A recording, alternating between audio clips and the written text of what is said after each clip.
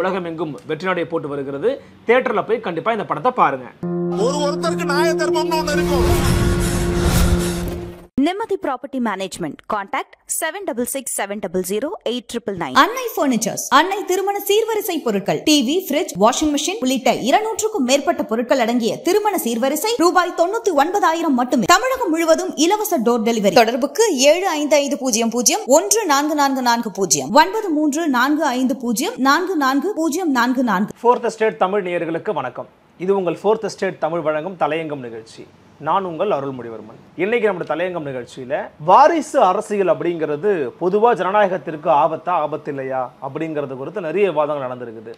குறிப்பாக தமிழ்நாட்டில் ரொம்ப அதிகமாக நடந்துகிட்டு இருக்குது. காரணம் என்ன அப்படின்னா, திமுகவினுடைய தலைவராக திகழ்ந்த மரியாதைக்குரிய முன்னாள் முதலமைச்சர் கலைஞர் மு கருணாநிதி அவர்களுடைய வாரிசுகள் தான் தமிழ்நாட்டை இன்னைக்கு ஆண்டுகிட்டு இருக்காங்க.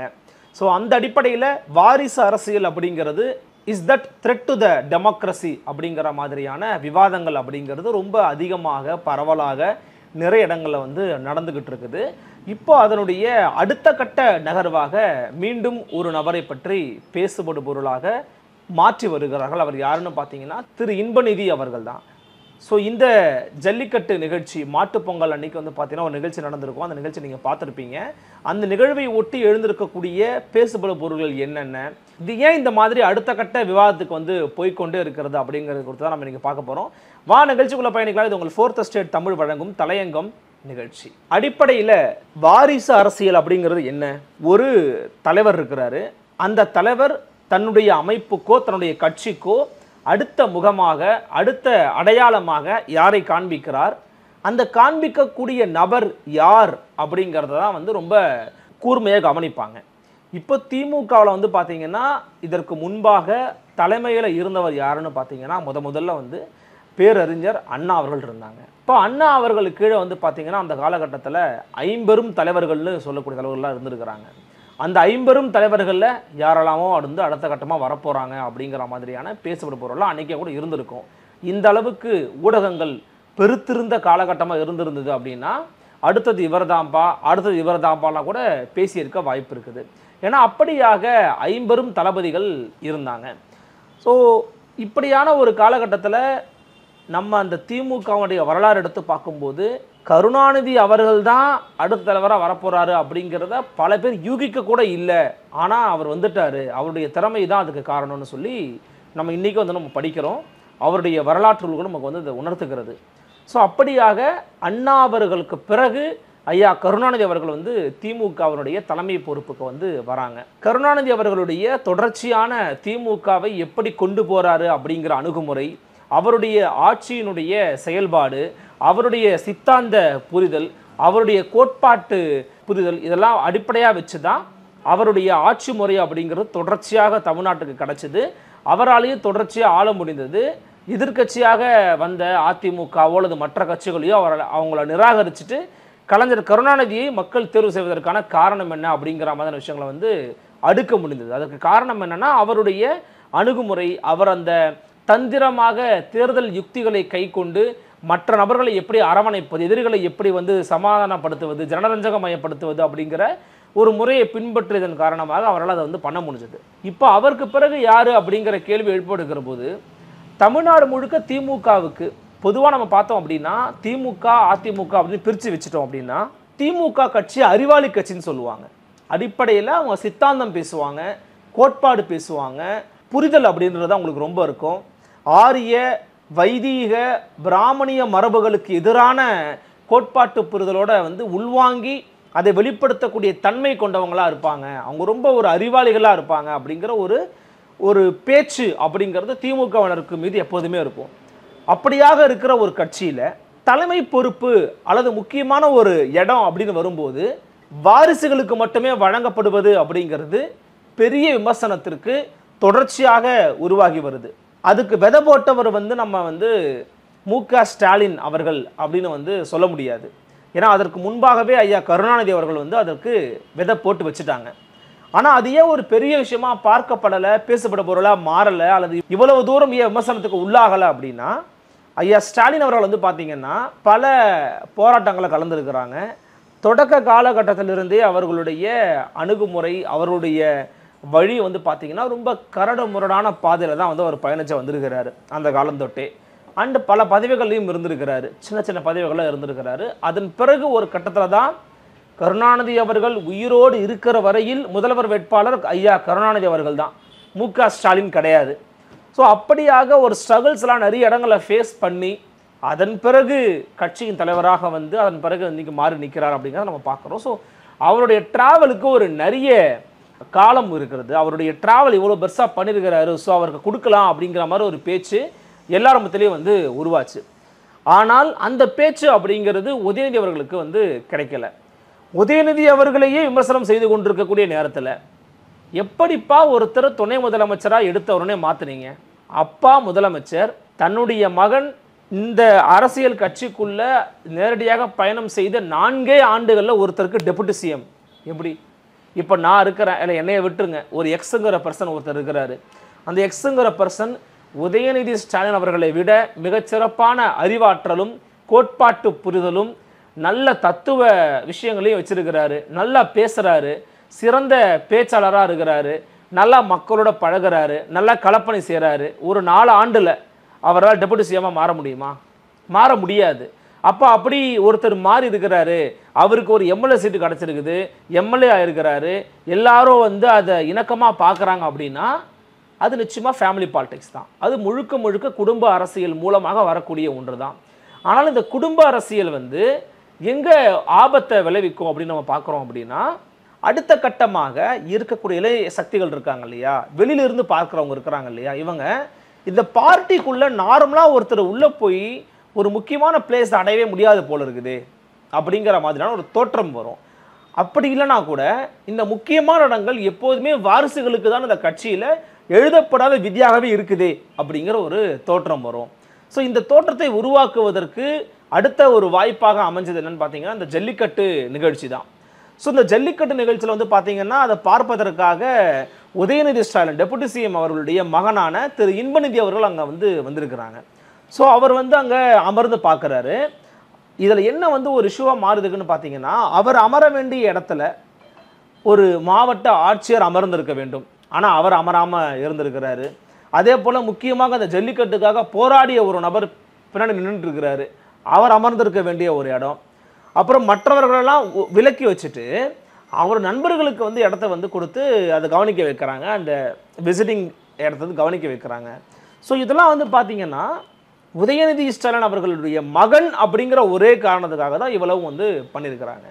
இப்போ இது தேவையா? இந்த ஷோ ஆஃப் தேவையா? அதாவது என்னன்னா, உதயநிதி ஸ்டாலின் அவர்கள் மீதே விமர்சனங்கள் இன்னும் தனியாத நேரத்தில், இன்னும் அதுவே அடங்காத நேரத்தில் அவருடைய மகன் என்கிற ஒரே காரணத்திற்காக பின்னாடி முக்கியமான ஆட்கள் வந்து நிற்க வைக்கிறதும், பக்கத்தில் அமைச்சர் வந்து ரொம்ப அதற்கான பிரயத்தனங்களை வந்து பண்ணுறதும், அது வந்து ஒரு பார்க்கும்போது இது ஏன் இப்படி பண்ணுறாங்க, அப்படி இது ஏன் ஒரு முறை அசூயாக இருக்கே இது பார்ப்பதற்கு அப்படின்ற ஒரு பேச்சு, ஒரு பார்வை, ஒரு விமர்சனம் அப்படிங்கிறது வர துவங்கி இருக்கு. நீங்கள் நல்லா பாருங்கள், இப்போ இன்பநிதி அவர்கள் அந்த நிகழ்ச்சியை பார்க்கணும், அதனால் வராரு, இதில் என்னங்க தப்பு இருக்குது அப்படின்னு நீங்கள் கேட்கலாம். இப்போ அவர் வராது பார்க்கணுன்னா உதயநிதி சென்ற பிறகு கூட அவர் அமர்ந்து அங்கே பார்த்துருக்கலாம், அல்லது அவருக்குன்னு ஒரு இடம் ஒதுக்கி அவரோட நண்பர்களோடு சேர்த்து கூட அவர் ஒரு இடத்துல வந்து பார்த்துருக்கலாம், அல்லது டெபுட்டி சிஎம் போன பிறகு கூட அவர் உட்காந்து பார்த்துருக்கலாம். ஆனால் அல்லது அவர் பக்கத்தில் வச்சுக்கிட்டு அவருக்கு தள்ளி உட்காந்துருக்கலாம். சரி, அவர் தள்ளி உட்கார்றது உங்களுக்கு தர்ம சங்கடமாக இருக்கும் அப்படின்னா வேறு விஷயங்கள் பண்ணியிருக்கலாம். ஆனால் வெளிப்படையாக தன்னுடைய குடும்பத்தினுடைய தன்னுடைய வாரிசான தன்னுடைய மகனை பொது சமூகத்துக்கு அடையாளப்படுத்துறதுக்கு உலகத்தில் இருக்கிற கோடானு கோடி தமிழ் மக்களும் பார்த்து ரசிக்கக்கூடிய ஒரு போட்டினா ஜல்லிக்கட்டு போட்டி தான். ஸோ அந்த ஜல்லிக்கட்டு போட்டியின் போது தன்னுடைய மகனை இன்ட்ரோடியூஸ் பண்ணுறாரு டு த பீப்புள் அப்படிங்கிற மாதிரி புரிந்து கொள்வதா, இது அப்படி தான் பார்க்கணுமா? இப்போது அம்மையார் கனிமொழி அவர்கள் இருக்கிறாங்க. இப்போ கனிமொழி எம்பி அவர்கள் இந்த சென்னை சங்கமம் வந்து ஸ்டார்ட் பண்ணி வச்சாங்க. அந்த சென்னை சங்கமம் நிகழ்ச்சியின் போது அது ஒரு கலை பண்பாட்டு திருவிழா, கலை பண்பாட்டுத்துறை நடத்தக்கூடிய நிகழ்ச்சி தான் அது. அதை துவங்கி வச்சாங்க. அதை துவக்கி வைக்கும்போது அவருடைய மகனை அழைச்சிட்டு வந்து நின்னாங்களா என்ன? இல்லை அவருடைய குடும்ப உறுப்பினர்கள் யாரையாவது பக்கத்தில் வச்சுக்கிட்டாங்களா? இதை எப்படி பார்க்கலாம் அப்படின்னா, அடுத்த கட்டமாக கட்சியினுடைய ஒரு நபராக நீங்கள் இன்பநிதியை பார்க்கலாம் அப்படின்னு மறைமுகமாக சொல்கிறாங்களோ அப்படிங்கிற மாதிரியான ஒரு தோற்றத்தை வந்து உருவாக்குகிறது. இது மட்டும் இல்லை, குறிப்பாக இன்னொரு விஷயம், இந்த பொங்கல் அன்றைக்கு வந்து பார்த்தீங்கன்னா வாழ்த்து பெறுவதற்காக போகிற பொழுது உதயநிதி ஸ்டாலின் அவர்கள் அறிமுகப்படுத்தி வைத்த அந்த கவை சட்டை டிஷர்ட் அதை வந்து திரு இன்பநிதி அவர்களும் போட்டிருந்தாங்க. அந்த கட்சியினுடைய இளைஞர் அணியினுடைய இந்த லோகோவோட வந்து போட்டிருந்தாங்க.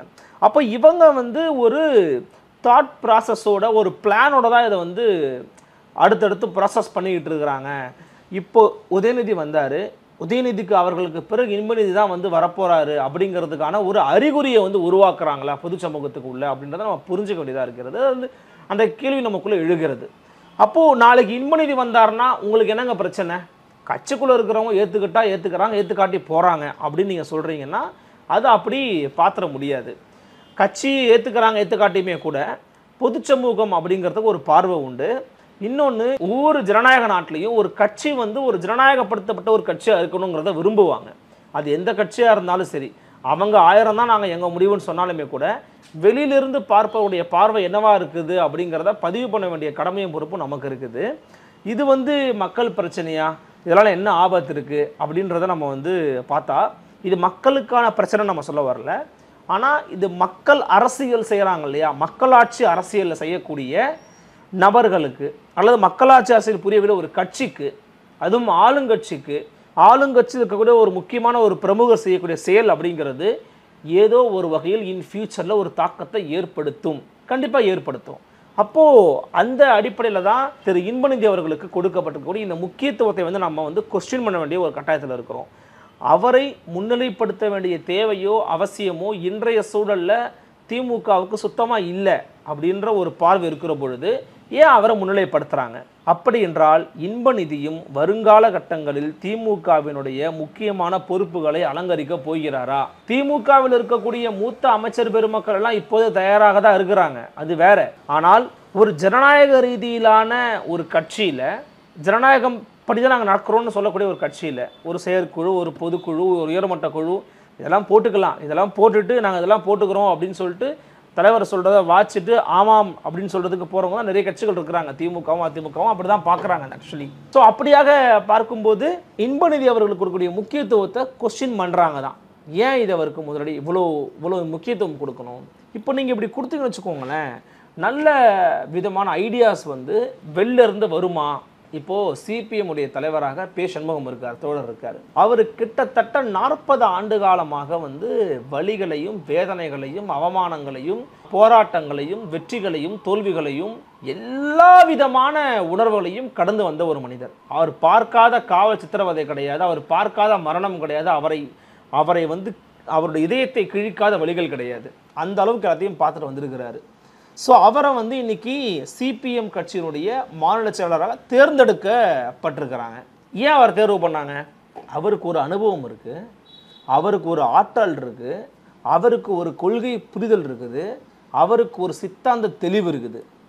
அப்போ இப்படிப்பட்ட ஒரு நபர்களும், இப்படியாக களத்தில் போராடிய நபர்களும் 4 ஆண்டுகளில் தமிழ்நாட்டின் துணை முதலமைச்சராக வந்தவர் ஒருத்தர்கிட்ட போய் இது வந்து நீங்கள் ஏன் சமமாக பார்க்கக்கூடாதா அப்படிலாம் நீங்கள் கேட்கலாம்.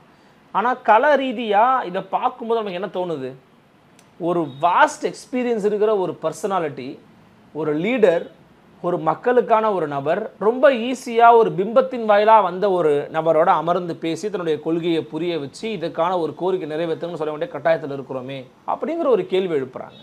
இது ஒரு வகையில் பார்த்தா நியாயமான கேள்வியாகவும் வந்து படுது. ஸோ இப்படியான கட்சிகளில் இப்போ சிபிஎம் போன்ற கட்சியில் இருக்கக்கூடிய ஒரு ஜனநாயகத்தன்மை, அதில் இருக்கிற ஒரு ஆற்றல் வடிவம், அது வந்து இன்றைக்கி இருக்கக்கூடிய மற்ற கட்சிகள் இல்லாமல் போயிருக்குது. அது திராவிட கட்சியாக இருக்கட்டும், தமிழ் தேசிய கட்சியாக இருக்கட்டும், எந்த கட்சியாக இருக்கட்டும், அவங்கள்ட்ட வந்து ஒரு அனுபவம் மற்றும் திறமை, ஆற்றல் ஆகியவற்றின் அடிப்படையில் ஒரு தலைமைக்கு வரக்கூடியவங்களை தேர்வு பண்ணணும் அப்படிங்கிற முறை இருக்கா, அதில் வெளிப்படைத்தன்மை இருக்கா அப்படிங்கிற ஒரு கேள்விக்கு நம்மளை வந்து உட்படுத்துது. அதனுடைய ஒரு சின்ன வெளிப்பாடு தான் இன்பநிதி அவர்கள் மீதான விமர்சனம்.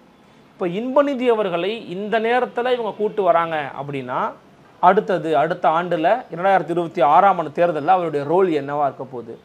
கட்சியினுடைய லோகோவை போட்டு டிஷர்ட்டில் அவர் உலா வராரு அப்படின்னா இப்போ ஒரு கட்சியில் ஜாயின் பண்ணிட்டார் அவர். அப்போ அதை பற்றின விமர்சனங்கள் இப்போ வந்து எழ ஆரம்பிக்கும். அப்போது இன்றைக்கே இன்பநிதி அவர்களுக்கு ஆதரவாக பேசவும் எழுதவும் அவருக்கு வந்து தூக்கி பிடிக்கவும் இன்றைக்கு ஆட்கள் தமிழ்நாட்டில் திமுகவில் இருக்கிறாங்க.